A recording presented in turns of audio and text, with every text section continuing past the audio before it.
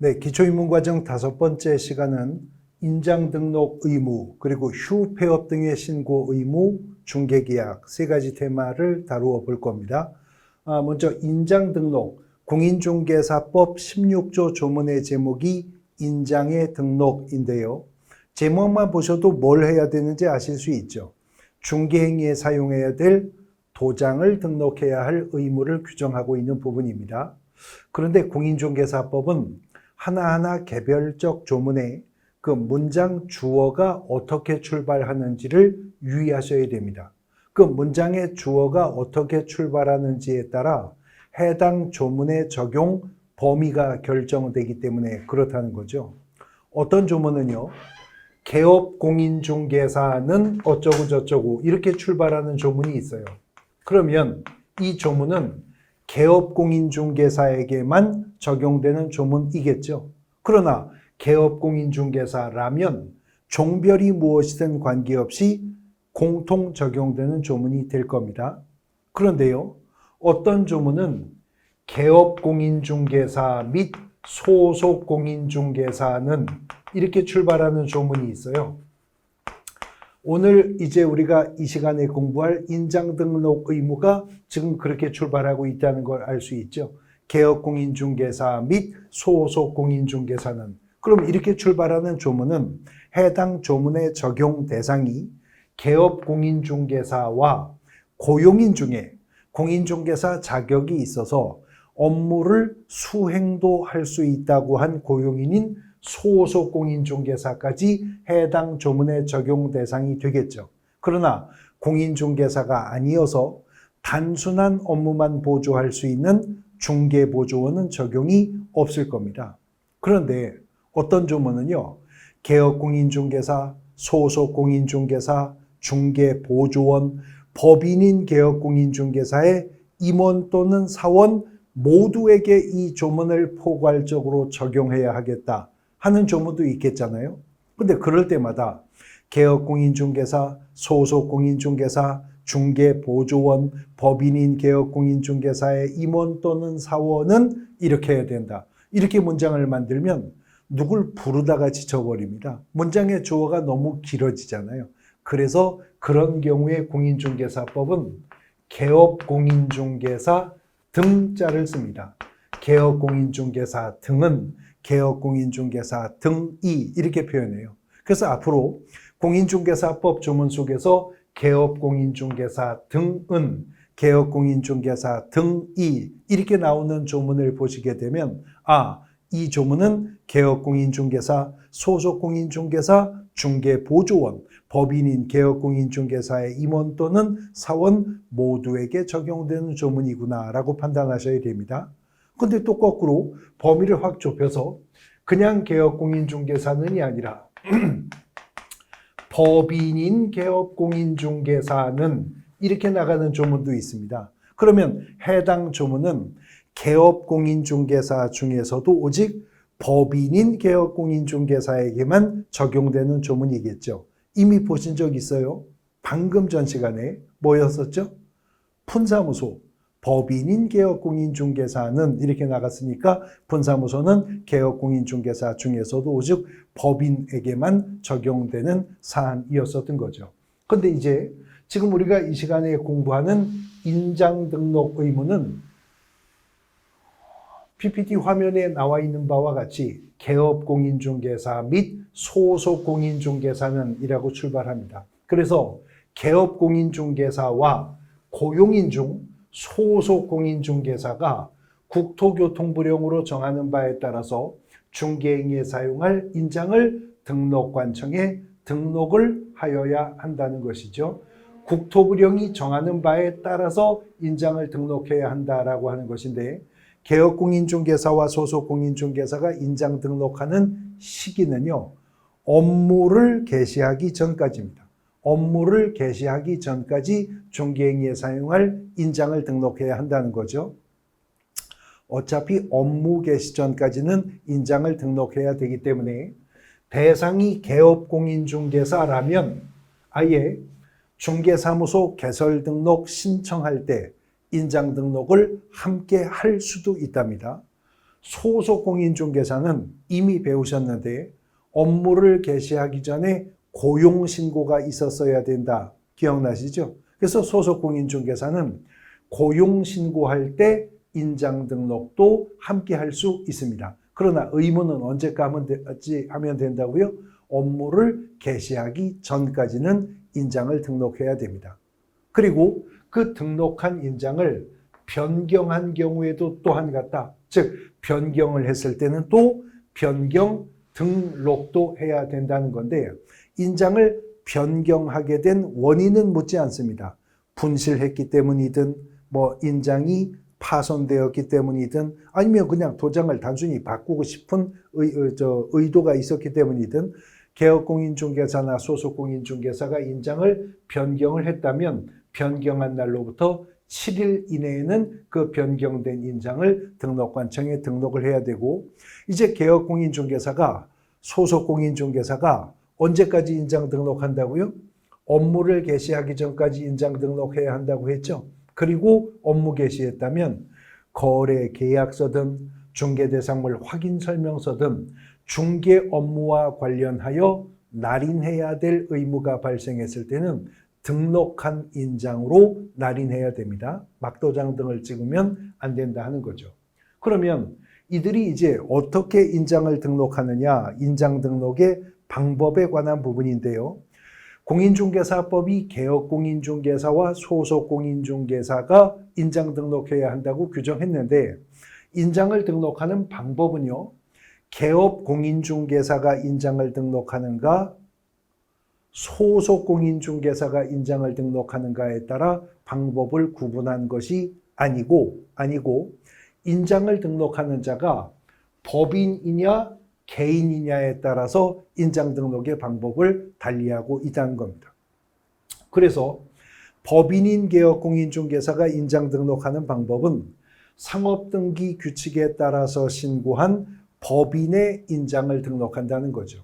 그러니까 법인이 인장 등록하는 구체적인 절차는 상업등기 규칙에 따르는 법인인감증명서라는 거 있죠.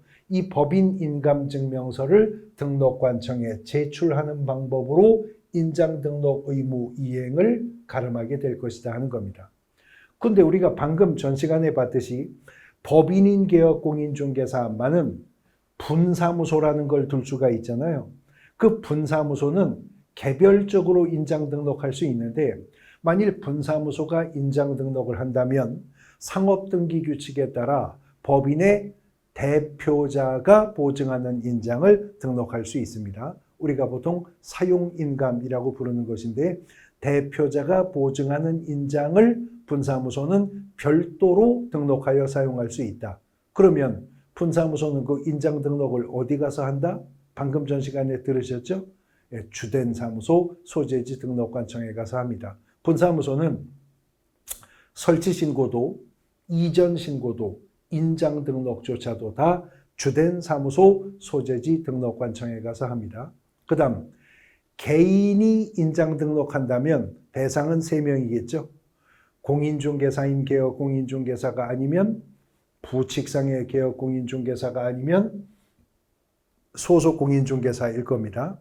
개인으로서 인장을 등록하는 방법은 가족관계 등록부나 주민등록표에 기재된 성명이 나타난 인장이어야 한다. 그러니까 가명이나 예명이나 별명 새긴 도장은 안 되고 가족관계 등록부나 주민등록표에 기재된 성명이 나타난 인장인데 규격은 그 범위를 입법자가 정했습니다. 7mm 이상 30mm 이내의 규격의 인장을 등록을 해야 한다는 거죠. 이렇게 등록할 인장은 업무가 개시되기 전에 등록되어야 하고 등록한 인장은 중개 업무를 개시했다면 중개 활동 과정에서 날인할 의무가 있을 때 인장 등록한 인장으로 날인을 해야 한다는 겁니다.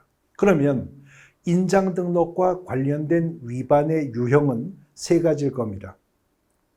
업무 개시 전에 인장 등록하지 않은 거, 즉 인장이 등록되지 않은 상태인데 업무를 개시한 거. 두 번째는 인장을 등록해 놓고 등록한 인장을 사용하지 않은 거. 하얀 인장이 등록된 인장인데 계약서에는 노란 도장을 날인했다. 인장 등록 관련 위반이죠. 그 다음 인장을 변경했다면 7일 이내에 변경 등록해야 한다고 그랬죠. 근데 인장을 변경하고 7일이 경과하였음에도 변경 등록하지 않은 거, 이것도 인장 관련 위반일 겁니다. 어쨌거나 도장 위반은 정지다라고 생각하시면 됩니다. 인장 관련 위반은 정지 처분이에요. 근데 무슨 정지 처분을 받는가는 누가 위반했느냐에 따라서 구분되는 거죠. 개업 공인중개사가 인장 관련 위반을 했다면 업무정지 처분, 소속 공인중개사가 인장 관련 의무를 위반했다면 자격정지 처분입니다.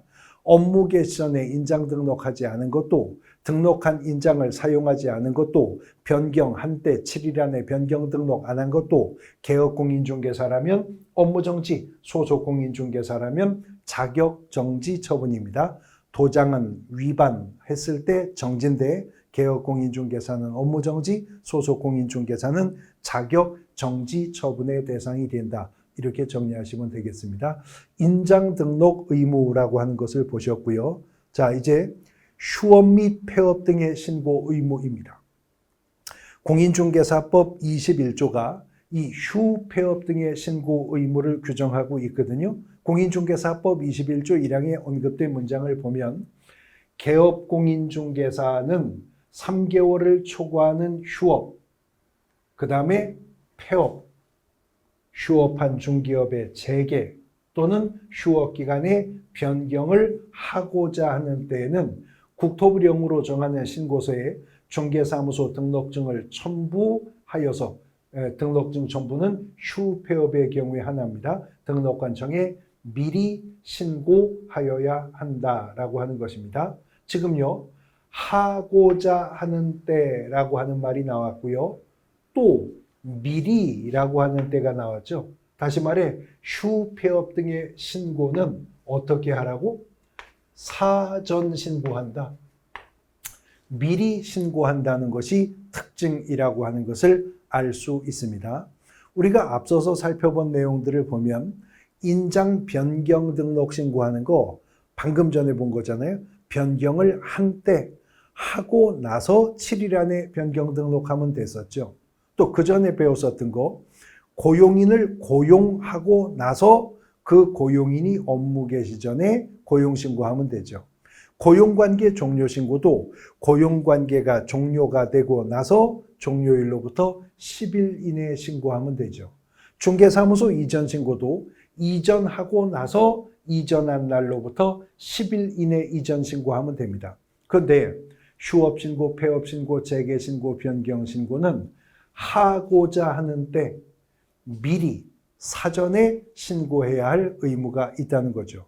근데 공인중개사법이 4가지 신고 의무를 규정했어요. 3개월을 어떻게 하는? 초과하는 휴업을 신고해야 된다. 그 다음에 폐업을 신고해야 된다. 그 다음 휴업기간에 변경 신고해야 되고, 휴업 신고한 자가 중기 업무를 재개하고자 하는 것도 신고해야 됩니다. 4가지 신고 의무가 모두 다 사전 신고해야 된다는 공통점을 가지고 있는데, 개업 공인중개사가 일정 기간 휴업하고자 한다면 무조건 휴업 신고부터 먼저 해야 된다는 건 아니고 조건이 있죠. 어떤 휴업? 3개월을 초과하는 휴업을 하고자 할 때 그렇다는 겁니다. 그러니까 개업 공인중개사가 휴업한다 하더라도 한두 달 정도 기간을 예정으로 한 휴업이라면 신고 없이 자유롭게 휴업할 수도 있다, 그 말이죠. 그러면 3달은 어떨까요? 더도 말고 덜도 말고 딱 3달을 휴업하고자 한다. 휴업 신고해야 됩니까? 안 해도 되죠. 왜냐하면 초과라고 표현했으니까. 이상이 아니라 예전에 구부동산중개업법은 이상이었는데 초과로 개정을 했거든요. 초과하여 휴업하고자 할 때, 그러니까 딱 3개월 기간을 예정하여 휴업하고자 한다면 그 또한 휴업신고 의무가 없다. 그러나 휴업기간이 3개월을 초과, 경과, 넘어설 것이라면 그때는 미리 휴업신고해야 된다는 거죠. 공인중개사법 시행규칙에 신고서가 있는데 이 네 가지 신고가 다 공통서식을 씁니다. 그래서 해당 신고서에 휴업을 신고할 건지 폐업을 신고할 건지 업무 재개를 신고할 건지 휴업기간의 변경을 신고할 건지 해당 신고사항에 체크하면 돼요. 그런데 3개월을 초과하는 휴업이나 폐업을 신고하고자 할 때에는 신고서에다가 등록증을 첨부하여야 한다는 거죠.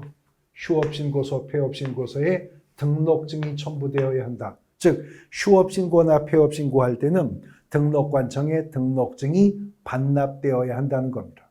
그러면 개업공인중개사가 3개월을 초과해서 휴업하고자 했다면 미리 휴업신고했어야 하고 휴업신고하였다면 신고한 휴업기간 중에는 등록증이 어디가 있죠? 등록관청에 가 있잖아요. 등록관청에 들어가 있죠.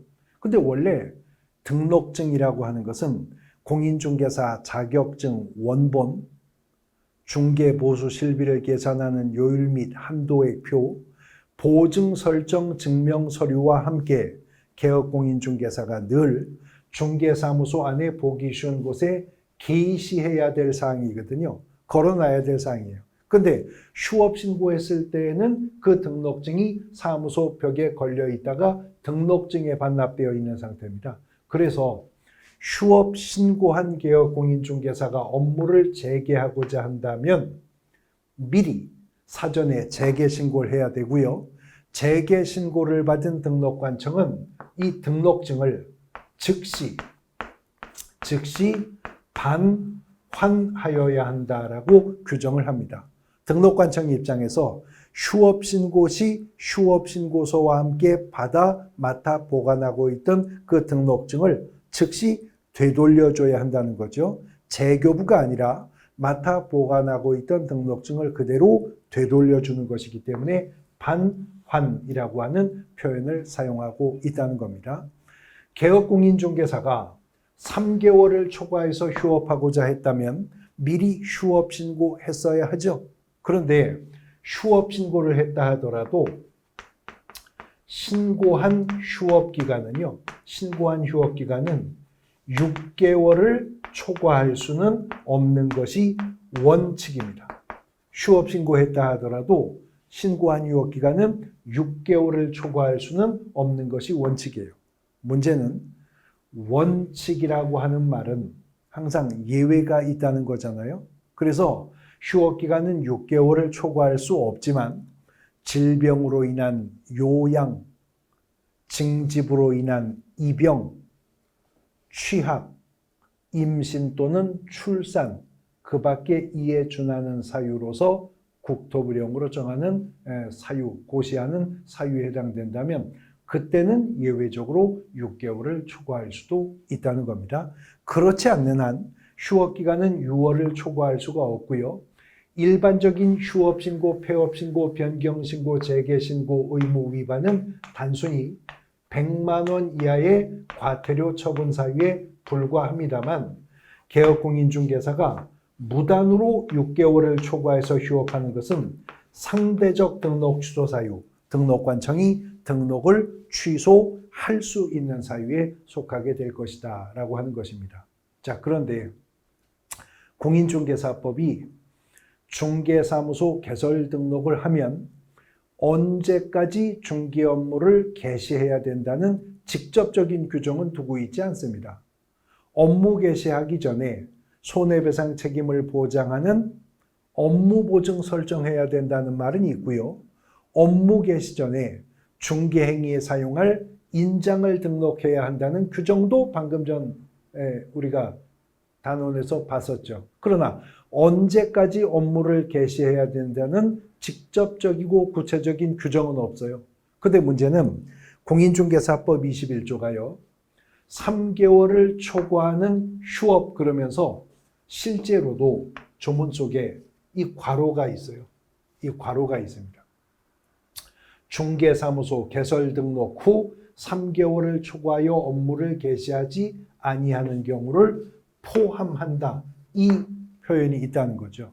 그러므로 개업공인중개사가 등록을 하고 나서도 3달이 넘어서도록 업무 개시하지 않으면 이자는 신고하지 않고 3월을 초과해서 휴업 환자가 된다는 거죠. 그러면 100만 원 이하의 과태료 처분 사유에 속할 것이고, 이걸 넘어서서 등록을 한 지 반년이 넘었는데도 아직도 업무 개시를 하고 있지 않다. 그러면 무단으로 6월을 초과해서 휴업한 사례가 되는 거죠. 그 이후로도 등록관청은 등록을 취소할 수 있도록 하는 규정도 함께 두고 있다라고 하는 것입니다. 공인중개사 법령이 정한 휴업 및 폐업 등의 신고 의무에 대해서 살펴보셨는데, 근데 문제는 공인중개사법의 관점에서 조명하면 개업공인중개사는 사무소를 두려고 하는 지역을 관할하는 시장, 군수 또는 구청장에게 중개사무소 개설 등록을 한 자가 개업공인중개사인 거잖아요. 그런데 개업공인중개사는 부가가치세법상으로는 또 관할 세무서에서 사업자 등록도 당연히 했겠죠. 그런데 개업공인중개사가 휴업을 하고자 해서 시군구청에 가서 중기업에 휴업 신고하고 또 다시 관할 세무관서에 가서 부가가치 사업자 휴업 신고 따로 하고, 중기업을 그만하고 싶다고 해서 시장, 군수구청장한테 가서 폐업 신고하고 또 관할 세무서에 가서 폐업 신고하고, 이게 불필요한 행정상의 그 민원에 문제가 생길 수 있다는 거죠. 그래서 개업공인중개사가 등록관청에 휴폐업 등의 신고를 할 때 부가가치세법상의 신고도 함께 처리할 수 있는 규정도 공인중개사법은 개정을 통해 도입해 두고 있습니다. 구체적인 절차와 방법 등은 이제 기본 이론 과정에서 우리가 살펴보게 될 부분입니다. 휴업 및 폐업 등의 신고라고 하는 부분 살펴보셨고요. 이제 중개계약이라고 하는 파트로 넘어가 보도록 할 것입니다. 중개계약인데요. 앞으로 우리가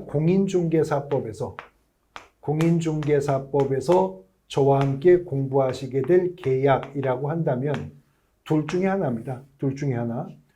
중개계약이라고 하는 계약이 있고요. 그 다음에 거래계약이라고 하는 계약이 있습니다. 공인중개사법에서 다루는 계약은 중개계약 아니면 거래계약입니다. 둘 중에 하나입니다. 그런데 이 중개계약이라고 하는 것은 PPT 보시면 의뢰인이 중개행위를 의뢰하고 중개 완성에 대하여 보수를 지급할 것을 약속하는 중개의뢰인과 개업공인중개사 간의 합의, 이것이 중개계약이라는 거죠. 다시 말해 중개계약의 당사자는 이것이 적법한 중개계약이었었다면 중개계약의 일방 당사자는 언제나 중개사무소 개설 등록을 한 자, 개업공인중개사일 것입니다. 그리고 공인중개사법이 이 개업공인중개사와 중개계약을 체결한 계약 체결의 타방 당사자를 일컬어서 의뢰인이라고 부를 것이라는 거죠. 그래서 중개계약이란 어느 한 개업공인중개사와 어느 한 의뢰인 간에 체결되는 계약을 중개계약이라고 하고, 그 계약의 내용은 개업공인중개사의 중개행위로 인하여 의뢰인이 토지매매 계약이든 주택임대차 계약이든 상가교환 계약이든 어떤 특정한 부동산 거래 계약을 체결하게 되면 그 거래 계약 체결이 중개의 완성이 됩니다. 조건의 성취가 돼요. 이렇게 거래 계약이 체결되면 의뢰인이 개업공인중개사에게 일정한 보수를 지불하기로 하는 합의, 약정을 일컬어서 중개계약이라고 하는 것이고요. 이런 개업공인중개사의 중개로 인해 의뢰인이 체결하는 토지매매계약, 주택임대차 계약, 상가교환계약, 무슨권 설정계약, 무슨권 이전계약, 이런 계약들을 통칭하여 이제 거래계약이라고 부르게 될 겁니다. 그 중에 먼저 이번 단원에서는 중개계약이라고 하는 것을 공부하게 될 건데, 이제 우리가 기본 이론 과정에서 중개계약의 유형별 개념과 특징 등을 살펴보게 될 겁니다. 그런데 중개계약의 유형을 구별할 때요, 개업공인중개사가 의뢰인에게 중개 의뢰를 접수받을 때 얼마나 해당 중개 대상물에 대해서 배타적인 중개 권한을 부여받고 있느냐, 여기에 따라서 중개계약의 유형을 구별하면 일반 중개계약과 전속 중개계약으로 전속 중개계약 그리고 독점 중개계약이라는 것도 있습니다. 그래서 중개 의뢰받은 개업공인중개사가 얼마나 대상 물건의 독점적 중개 권한을 갖느냐에 따라 일반 중개계약, 전속 중개계약, 독점 중개계약으로 3분해 볼 수 있는데, 우리 공인중개사법이 직접 규정을 두고 있는 중개계약은 일반 중개계약과 전속 중개계약만 공인중개사법이 22조와 23조를 통해 규정을 두고 있다는 겁니다. 자, 먼저 그러면 일반 중개계약이라고 하는 것인데요. 일반 중개계약은 다른 말로 보통 중개계약이라고 하는 표현도 씁니다. 영어로는 오픈 리스팅이라고도 하는데, PPT 지문을 보시면 중개 의뢰인이 불특정 다수의 개업공인중개사에게 경쟁적으로 중개를 의뢰하고 그 중에 가장 먼저 중개를 완성한 개업공인중개사에게 중개보수를 지급하기로 하는 중개계약, 이것이 일반 중개계약, 다른 말로 보통 중개계약이라고 한다는 거죠.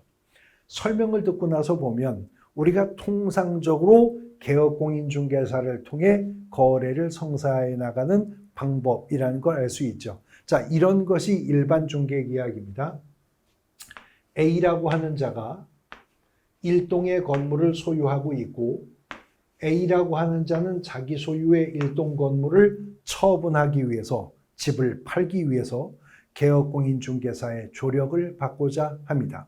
그래서 A가 B라고 하는 개업공인중개사에게 가서 나 무슨 동 몇 번지에 사는데 집을 얼마에 팔 테니 살 사람을 소개해달라 부탁할 수 있죠. 이거 민법에서 말하는 청약입니다. 여기에도 비개업공인중개사가 승낙하면 청약과 승낙의 의사가 합치가 되어 하나의 계약이라는 게 성립하게 되죠. 그런 계약이 바로 중개계약이라는 겁니다. 그런데 현장 실무상 이렇게 비개업공인중개사에게 중개 의뢰했다고 비개업공인중개사만 쳐다보고 기다리고 있는 집주인들이 별로 없어요.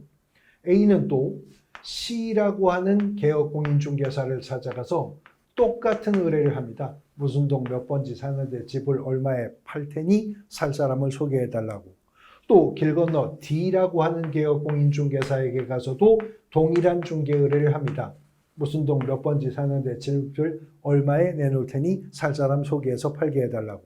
이렇게 하나의 물건에 대해서 여러 명의 개업공인중개사들에게 공개적으로 중개 의뢰를 해놓은 A씨는 장차 누구에게 중개보수 복비 줄 거죠? 누구든 상관없습니다.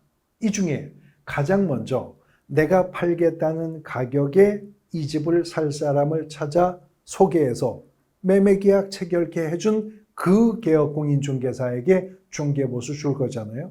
자, B, C, D가 A로부터 똑같은 매도 의뢰를 접수받았는데 이 중에 D가 가장 먼저 E라고 하는 매수 의사를 보이고 있는 자를 찾아서 A에게 소개해서 C 개업공인중개사의 중개로 매도인 A와 매수인 E 씨 간에 매매 계약이 체결되었다면 C가 중개를 완성했죠. 이제 A와 E로부터 C가 중개 보수를 각각 받게 될 겁니다. 각각 받게 될 거예요. 그런데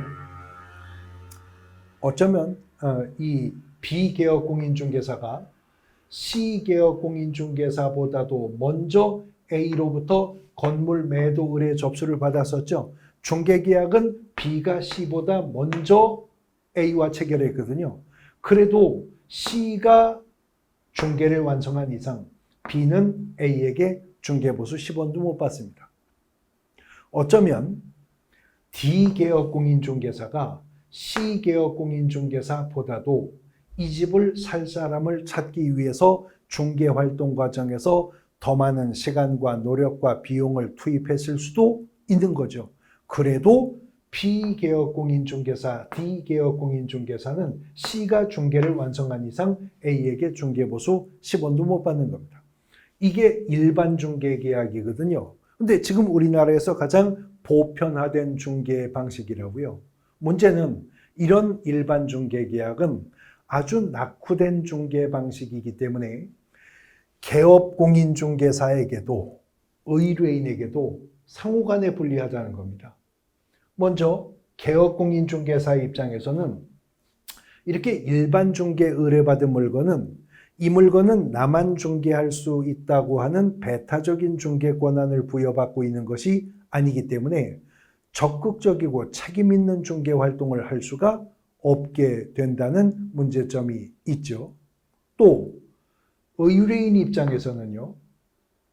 일반 중개계약이 보편화되어 있는 중개시장에서는 여러 개업 공인중개사들을 찾아다녀야 될 불편한 문제가 생길 수가 있습니다.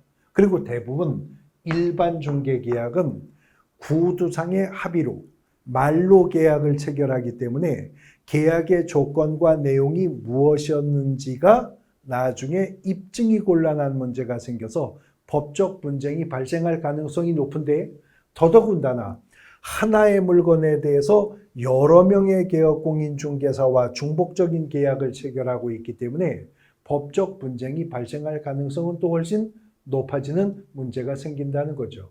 그래서 이런 일반 중개계약의 문제점을 극복하려면 부동산 중개계약이 서면화, 유형화가 정착될 필요가 있겠다. 그리고 보다 개업 공인중개사가 적극적이고 책임 있는 중개 활동을 기대할 수 있는 중개계약 제도가 도입이 되어야 되겠다.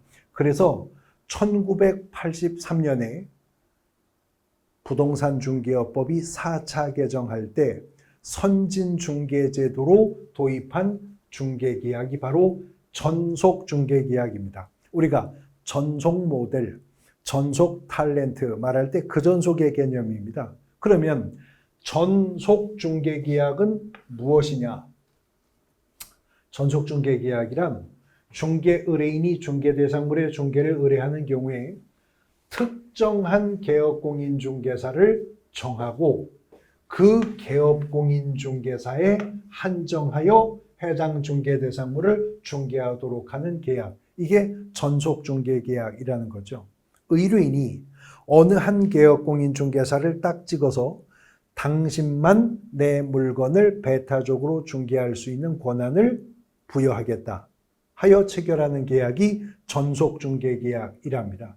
그러면 전속중개계약이 체결되면 일반 중개계약이 체결되었을 때보다 훨씬 더 무거운 권리와 책임을 계약의 당사자인 개업공인중개사와 의뢰인이 부담하게 되겠죠. 그래서 전속중개계약도 중개계약이고요. 중개계약도 큰 틀에선 하나의 계약인데 계약이란 청약과 승낙의 자유로운 의사표시의 합치를 계약이라고 하죠. 그러므로 원칙적으로는 계약의 내용 결정의 자유, 형식의 자유가 계약 당사자에게 보장됩니다. 그러나 그거보다도 먼저 계약의 체결의 자유가 인정되어야 되죠. 그러니까 중개계약을 체결할 거냐 말 거냐 개업공인중개사와 의뢰인이 자유로운 의사로 결정할 수 있어요. 또 중개계약을 체결한다 하더라도 전속 중개계약을 체결할 것이냐 일반 중개계약을 체결할 것이냐 개업공인중개사와 의뢰인이 자유롭게 선택할 수 있다는 겁니다. 그러나 만일 개업공인중개사와 의뢰인이 자유로운 의사의 합치의 결과로 전속중개계약을 체결했다면 이제 전속중개계약을 체결한 개업공인중개사와 전속중개계약을 체결한 의뢰인은 공인중개사법이 규정한 의무를 부담해야 할 것이다 라고 하는 거죠. 그래서 전속중개계약을 체결한 개업공인중개사는 어떤 의무가 발생하고 전속중개계약을 체결한 의뢰인은 또 어떤 의무가 추가 발생하는지를 살펴보는 것인데, 전속중개계약의 먼저 유효기간은 공인중개사법이 정한 원칙은 3개월입니다.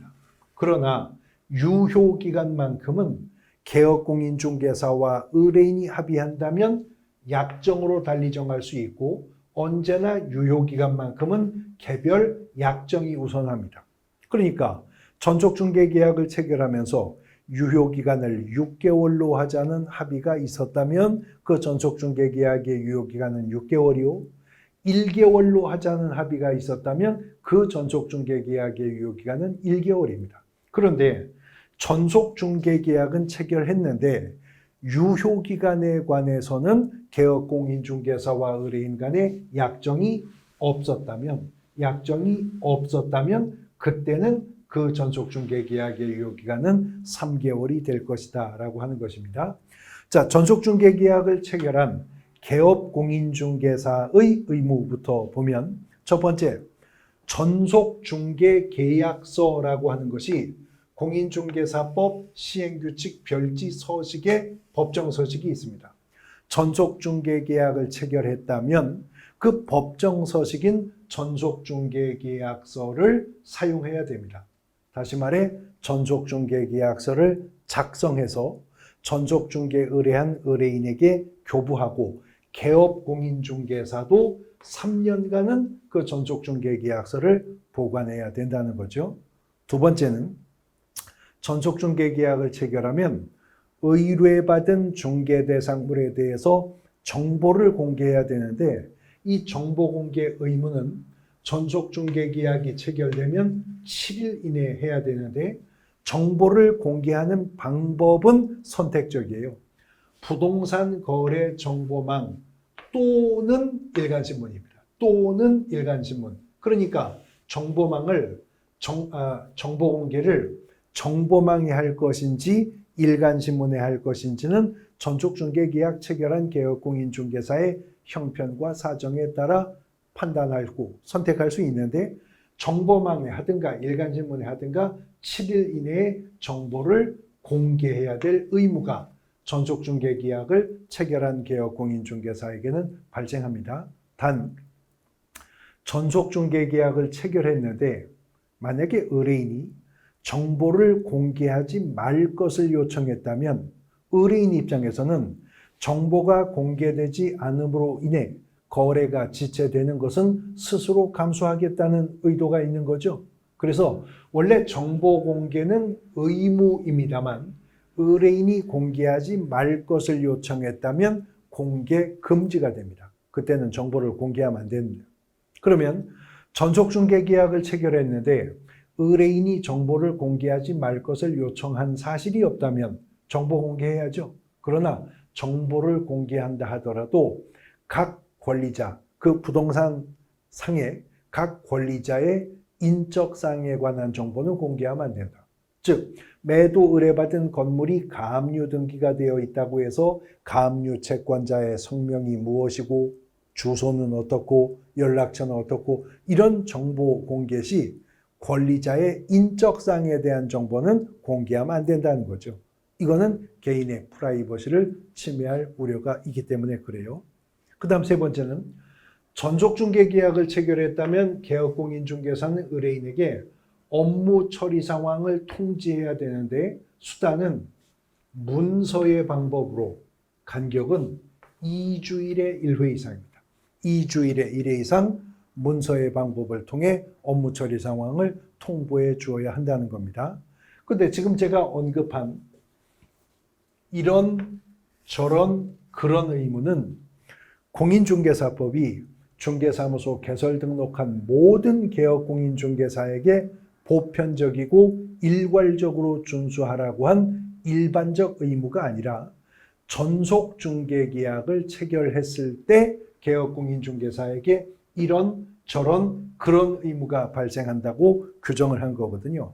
그러면 균평을 맞추기 위해서라도 전속중개계약을 체결한 이후로 의뢰인이 추가적인 부담을 해야 되는 사항도 있겠죠. 그래서 전속중개계약을 체결한 의뢰인이 준수해야 될 의무인데요.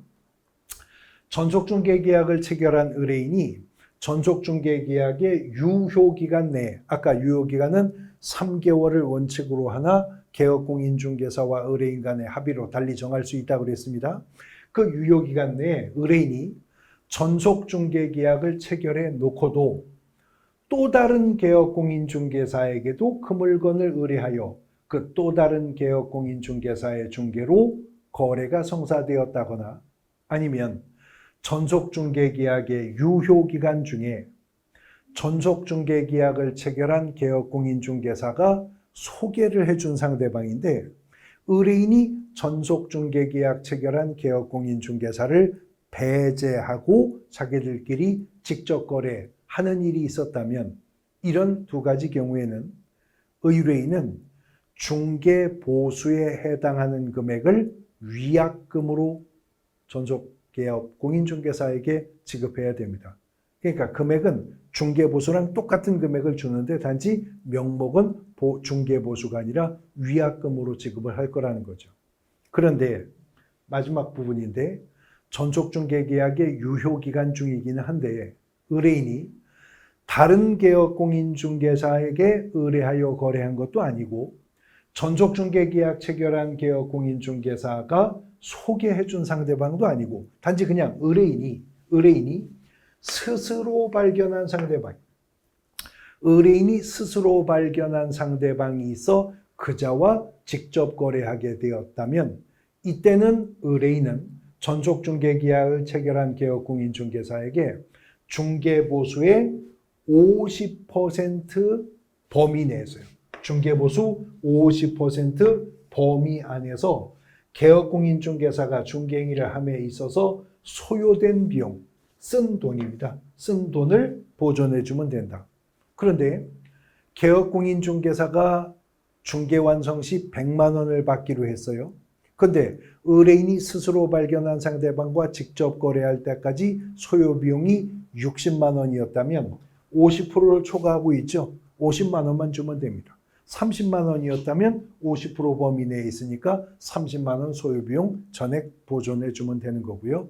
중개보수 50% 범위 내에서의 소요비용을 보존해 주면 된다는 거죠. 그래서 전속중개계약을 체결했다면 개업공인중개사와 의뢰인 간에는 상호 이런 의무 부담이 발생할 것이고 그렇기 때문에 이런 의무 부담 때문에 전속중개계약이 정착이 되면 개업공인중개사는 적극적이고 책임중개를 할 수가 있게 되고 중개계약이 서면화, 유령화가 정착될 것이라고 입법자는 판단을 한 거죠. 정착을 목적으로 도입한 제도이기 때문에 정착을 위해서라도 행정상의 이유 등으로 많은 문제가 매년 빠짐없이 출제되어 온 부분이 바로 이 전속중개계약이라고 하는 부분이기도 한 것입니다. 중개계약의 개념, 공인중개사법이 규정하고 있는 일반중개계약과 전속중개계약에 대해서 살펴보셨습니다. 5번째 기초이론 과정은 여기까지입니다.